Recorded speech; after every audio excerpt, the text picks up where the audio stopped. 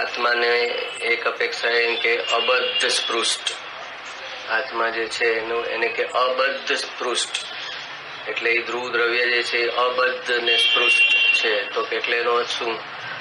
તો કે બદ્ધ એટલે બંધન, રાગનું બંધન. તો કે અબદ્ધ છે એટલે કે રાગનું બંધન એમાં નથી. અને જે આગળ છે એ બંનેને લાગે, અબદ્ધ અને અસ્પૃષ્ટ, એની બંનેનો કોમન મળીને એક છે આગળ.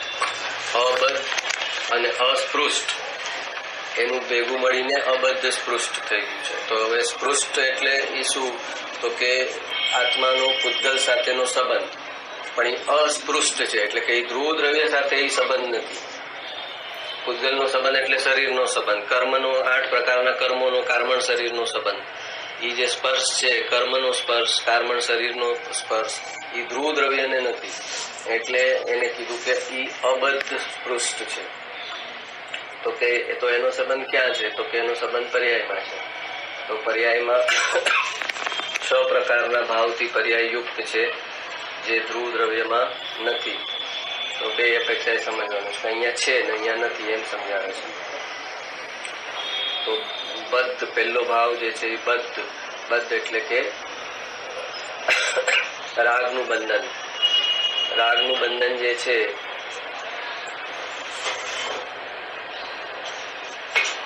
એ પર્યાયને છે, પર્યાયમાં એનું બંધન છે, પણ એનો સંબંધ દ્રવ્ય સાથે જ સમયે નથી. પછી સ્પૃષ્ટ એટલે કર્મનો સંબંધ, શરીરનો સંબંધ, બહારના સંયોગનો સંબંધ.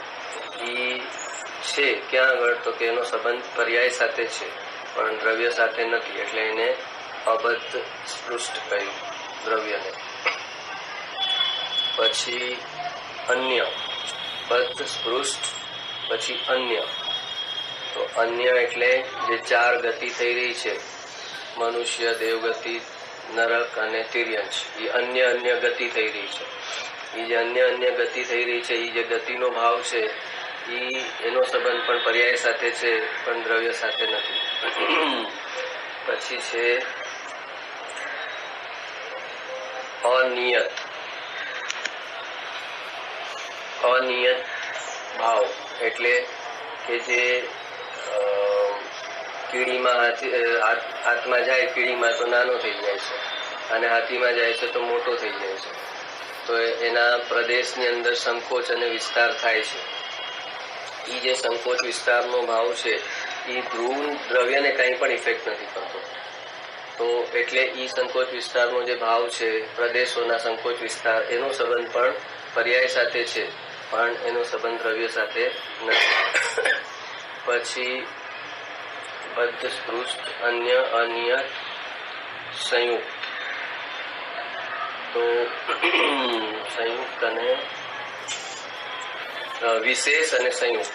તો વિશેષ એટલે કે જ્ઞાનની પર્યાય, દર્શનની પર્યાય, આ જે અલગ અલગ ગુણોની પર્યાય જે આપણે કહીએ છીએ, તો એવી જે પર્યાય અન્ય વિશેષ થયા કરે છે, આ દરેક ગુણની અલગ અલગ, એ પણ જે છે એ પર્યાયમાં છે, પણ ધ્રુવ દ્રવ્યની અંદર એવું કાંઈ પણ વિશેષ નથી. ધ્રુવ દ્રવ્ય સામાન્ય છે અને આ પર્યાય છે એ વિશેષ છે. એ જે વિશેષ છે, જે બી થઈ રહ્યું છે એ પર્યાયમાં થઈ રહ્યું છે.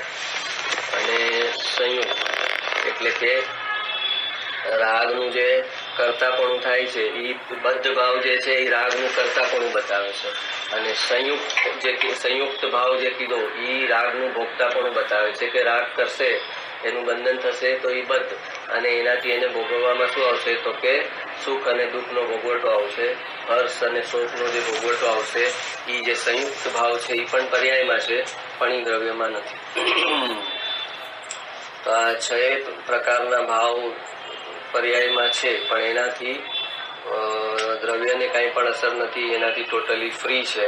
એમ 2 અપેક્ષાએ સમજવાનું છે. પર્યાયનું જ્ઞાન કરવાનું છે કે પર્યાયમાં આટલા ભાવ થઈ ગયા છે અને એ જ સમયે દ્રવ્યને કંઈ પણ ઇફેક્ટ નથી, એમ જ્ઞાન પર્યાયનું અને દ્રષ્ટિ દ્રવ્ય પર, એમ 2 સાથે એમાં ભાવ છે. બદ્ધ, સ્પૃષ્ટ, અનિયત, અન્ય, અનિયત, વિશેષ અને સંયુક્ત, આ 6 પ્રકારના પર્યાયના ભાવ છે. બદ્ધ એટલે રાગનું જે બંધન થઈ ગયું છે એ. પછી સ્પૃષ્ટ એટલે કર્મનો સ્પર્શ, પૂતગલનો સ્પર્શ. એ જે કર્મણ શરીર છે, આ શરીર છે, સ્થૂળ શરીર છે, કર્મણ શરીર છે, એ બધાનું જે સંબંધ છે એ પર્યાય સાથે છે, પણ દ્રવ્ય સાથે નથી. પછી અન્ય એટલે અન્ય ગતિ થઈ રહી છે, ચારેય ગતિ જુદી જુદી. એ જે ગતિનો સંબંધ છે એ પણ પર્યાયમાં છે, દ્રવ્ય સાથે નથી. પછી અનિયત. અનિયત એટલે પ્રદેશોનો જે સંકોચ વિસ્તાર છે એ પણ પર્યાયમાં છે, એ દ્રવ્યમાં નથી. અને વિશેષ એટલે જ્ઞાનની પર્યાય, દર્શનની પર્યાય, ચારિત્રની પર્યાય, વીર્યની પર્યાય, આ સુખની પર્યાય, એ બધી જે વિશેષ પર્યાય છે એ પણ એની દ્રવ્યની અંદર નથી, પણ એ પર્યાયમાં જ પર્યાયનો હિસાબ છે.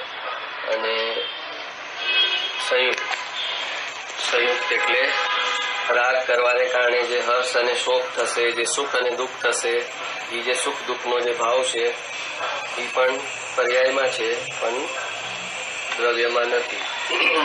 તો આ ક્ષય ભાવથી દ્રવ્ય મુક્ત છે. તો દ્રવ્ય શેનાથી સંયુક્ત છે?